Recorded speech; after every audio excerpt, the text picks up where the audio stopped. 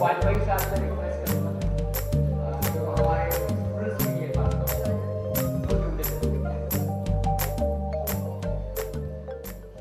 एक बातूनी आदमी से ये कहना, दो जुमले कहे, थोड़ी ज्यादती है।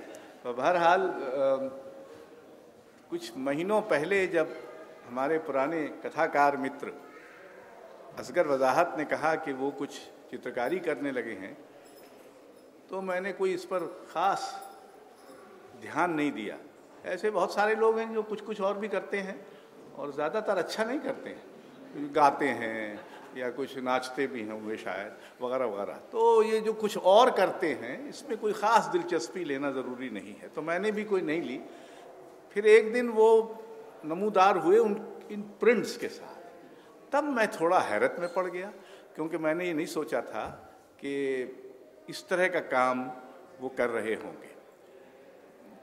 वैसे भी मैं भी कह रहा था कुछ अपने मित्रों से कि हमारे हिंदी में आचार्य हजारी प्रसाद द्विवेदी थे, बहुत प्रसिद्ध पंडित थे, वो उपन्यास भी लिखते थे और उन्होंने उपन्यास के लिए अपना जो औचित्य बताया था वो ये कि पंडिताऊ काम करते करते जब मैं थक और ऊब जाता हूँ, क्योंकि उसमें हर पेज पे हवाला देना पड़ता है और एक फुटनोट देना पड़ता है कि मैं कहाँ से कह रहा हूँ, ये वो फलाना, कोई बात आप ऐसे नहीं कह सकते, उसका कुछ प्रमाण देना पड़ता है।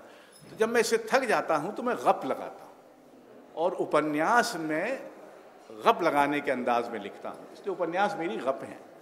तो मुझे लगा कि जब ये कथा कहते कहते ऊब जाते होंगे, हालांकि इन्होंने छोटी छोटी बहुत कहानियाँ की हैं कि कितना छोटा कथा को किया जा सकता है, इसका प्रयोग भी इन्होंने बहुत अच्छा किया है, लेकिन जब कथा कहते कहते ऊब जाते होंगे तो कुछ गैर कथात्मक कहने का उत्साह जागता है। इसलिए इसमें कोई कथा नहीं है और ये बड़ा अच्छा है कि कथा नहीं है, क्योंकि जहाँ जहाँ कथा होती है वहाँ ज़रूरी नहीं है कि कुछ अच्छा भी हो या दिलचस्प भी हो। ये अजय नावरिया इत्यादि के लिए भी कहा जा रहा है।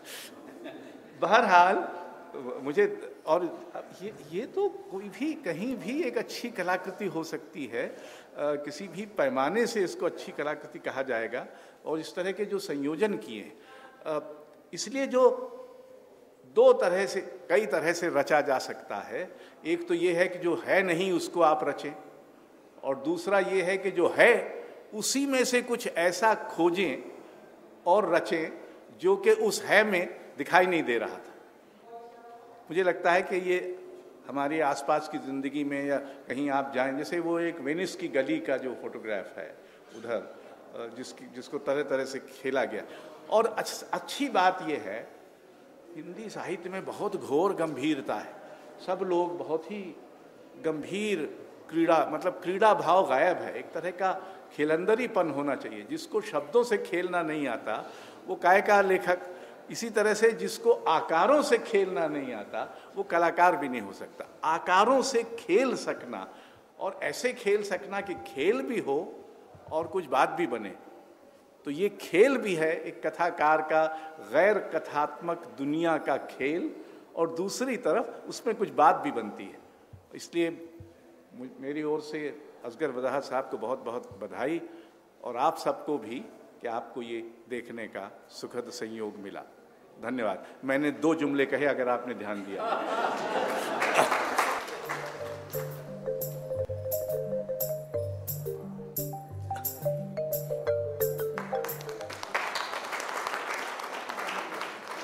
ऐसा उद्घाटन करने वाले को आमतौर पे मिलता नहीं है कि कोई एक अपनी चित्र का कृति ही पेश कर दे।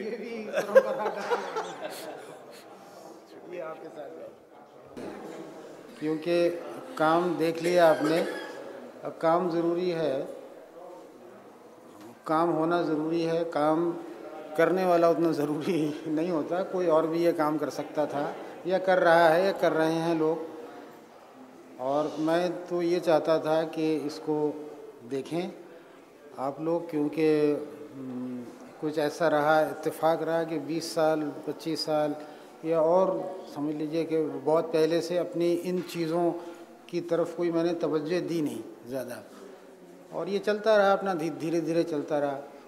उसके बाद जब मैं बुडापेस्ट में था तो वहाँ हो सकता है कि इसलिए कि बातचीत लोगों से कम हो पाती थी, है ना, वो तो भाषा की जो कठिनाई है, तो उसकी वजह से या पता नहीं क्यों ये रंगों और आकारों से दिलचस्पी पैदा होने लगी कि हो सकता है कि इस तरह से एक्सप्रेशन कोई हो, तो वो चलता रहा। फिर वहाँ 2 एग्ज़िबिशन्स की, और ये था कि यहाँ आते ही करेंगे, लेकिन आए हुए भी 16-17 साल हो गए और अब ये मौका आया, तो कम से कम ये खुशी की बात है कि आप लोग इसको देख रहे हैं। बहुत बहुत शुक्रिया।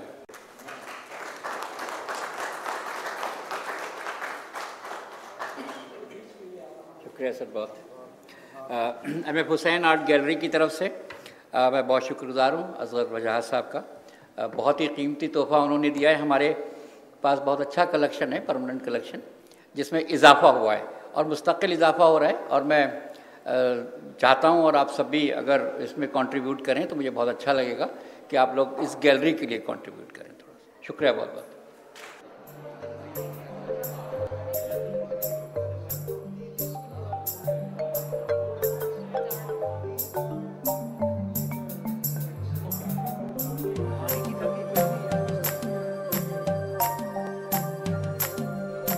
It's wonderful to meet an old friend and to see his great works. I really enjoy it.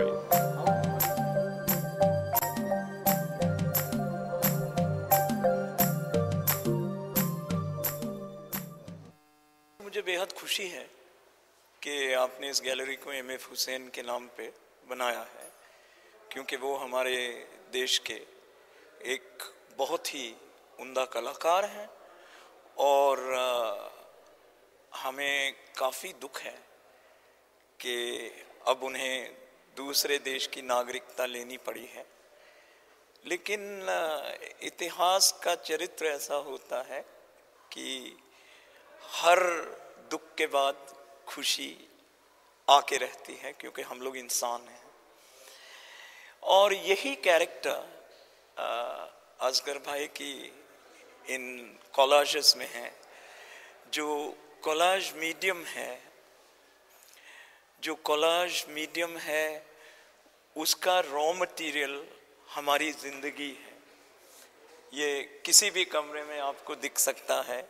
इस तरह से एक बेड कवर है, बेड है, कारपेट है, उसके बीच में जगह है, लेकिन उसको इस तरह से दर्शाने से आप उसे कई हिस्सों में तोड़ देते हैं।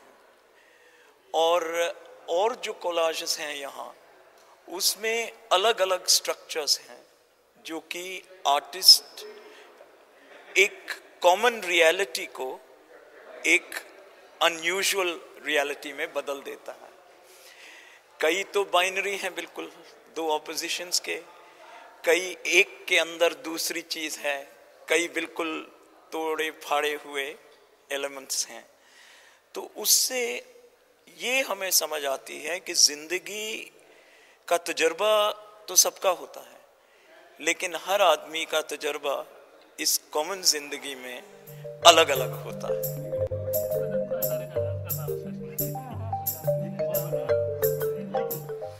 असगर वजाहत साहब की इस एग्जीबिशन ने मुझे एकदम हैरान कर दिया। मैं असगर वजाहत साहब को बखैर 10-15 साल से तो जानता हूँ, और सिर्फ उनको मैंने एक लेखक के रूप में जाना था।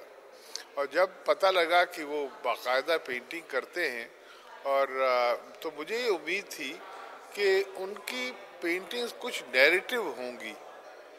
तो ये बड़ी हैरानी मुझे हुई क्योंकि जो एक ऑथर है वो उसको आदत पड़ जाती है नैरेटिव ढंग से सोचने की, कहानी के रूप में सोचने की, जबकि ये सारा वर्क जो है ये जैसे अशोक जी ने भी कहा था ये नॉन नैरेटिव है, तो ये एक बहुत अच्छी बात है। दूसरी बात जो मुझे अच्छी लगी कि हालांकि बेसिक की जो इमेजेस हैं वो फोटोग्राफिक इमेजेस हैं, लेकिन जिस तरह से उन इमेजेस का इस्तेमाल किया गया है वो फोटो रियलिज्म से बिल्कुल अलग हैं। वो जो उनका इमेजेस का आपस में मिलके जो एक मायना निकलता है, और मायना हमें कभी भी पेंटिंग में शाब्दिक मायना तलाश नहीं करना चाहिए, ये उसकी अपनी भाषा है, उसी में तलाश करना चाहिए। उनका कमांड कलर्स पे बहुत ज़बरदस्त है, ये नज़र आता है, और ये एकदम मॉडर्न इमेजिनेशन है। ये जो इमेजेस असगर वजाहत साहब ने क्रिएट की हैं ये मेरा ख्याल नहीं कि 40-50 साल पहले भी कोई ऐसी इमेजेस क्रिएट कर सकता था। तो आपकी गैलरी को भी और असगर वजाहत साहब को भी मेरी तरफ से बहुत बहुत बधाई।